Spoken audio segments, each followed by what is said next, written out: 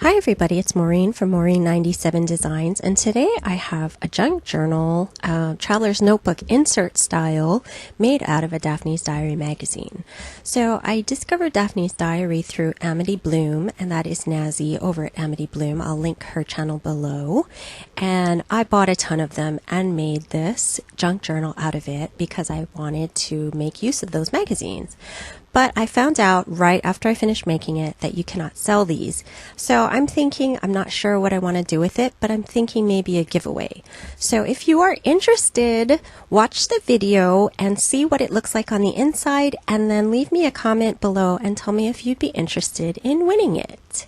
Because I'd love to see someone using it. I have so many journals that I'm already using, I just can't start another one. So anyway, please watch and enjoy, and like I said, let me know in the comments below if you would be interested in winning, and maybe I'll do a separate giveaway for this insert. So this is a standard size in the traveler's notebook world, which is roughly about 8.5 by 4.5, I think, and it fits in pretty much any standard size traveler's notebook cover. So I have this one from Foxy Fix that I got during a mystery sale, so you can see how that fits in there perfectly, and there is actually room to spare, so you could put a couple in there if you wanted to, or different inserts. So let me get started. I'm going to do a flip through, and I'm doing this at 2x speed so you don't have to watch this video forever. One kind of unique thing that I think I did with my treatment of this is that I actually used entirely this Daphne's Diary magazine. I mean, I didn't use the entire magazine, but the entirety of the base pages and most of the decorations and things are from this one issue of Daphne's Diary. I actually used pages from the magazine as every single base page, and then on some pages I adhered paper like this lightly coffee stained blank page over parts that I didn't particularly care for, and so that it would give you place to write in the journal. And I actually used variegated thread to stitch that down. This one is a green one. And then I did this interesting thing. Well, interesting to me is that I had this border piece from this page on the right hand side, and I actually cut it off of that side and I put it on the left hand side to sort of tie the two pages together. So I think that's a nice little touch.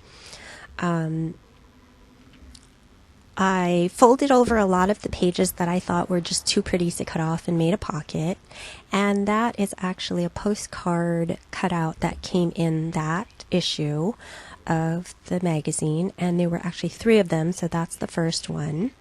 For pages that I just really loved the images, I left them as is, or maybe embellished them a tiny bit, like I added in the word dingle, which is actually the location of that place in, I believe it's Ireland. And there's the second postcard.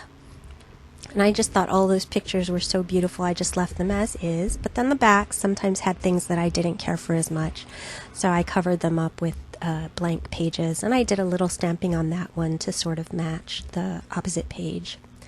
And then this page pocket was actually to cut out all those feathers and make a little decoration, but I thought it was prettier just as is, so I left it as is, except for folding it into a pocket. This page has a poem called Tomorrow on it, and I thought that was just too beautiful to cut up, so I backed it with a piece of lined paper so that you can read the whole poem and then journal on the back of it. Maybe, you know, your feelings about the poem or whatever you would like. This is totally whatever you want. And a lot of pretty teacups that were sent in by readers, or pictures of teacups, and then I picked this beautiful spread for the center of my journal. And then I got this great little picture of a plate from the magazine. I backed it with some paper to make it stronger, paper from the magazine, and then I stitched it in on just the 2 sides to make that pretty pocket. And that is the 3rd postcard out of that set from the magazine. And then, of course, we passed the center, so this is the other side of that feather pocket. And this is another poem which I thought was too pretty to cut up, so I again backed it with some paper and left the poem intact for you to read, and then you can journal on the back of that. And then covering up a little bit of that page that I didn't care for as much, but leaving these pages blank because they are just so beautiful. And then I just like that little piece with the stack of books or stack of letters. So I backed that piece with some paper for you to journal on, and then the back of the pictures from Dingle.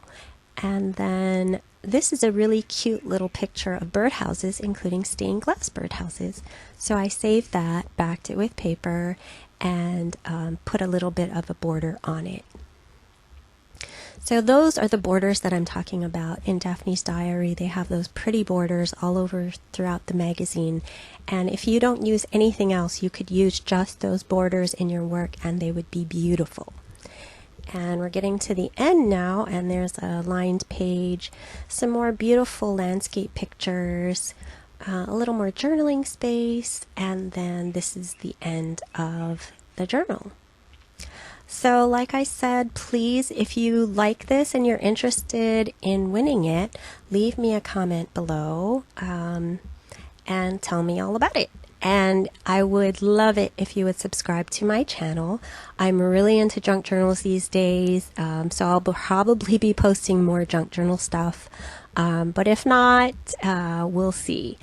I change interests daily of what I like to do. Right now, I'm really obsessed with junk journals, though. So I'd love it if you'd subscribe to my channel and see what else I have in store for you. So thank you very much for watching, and I'll see you next time.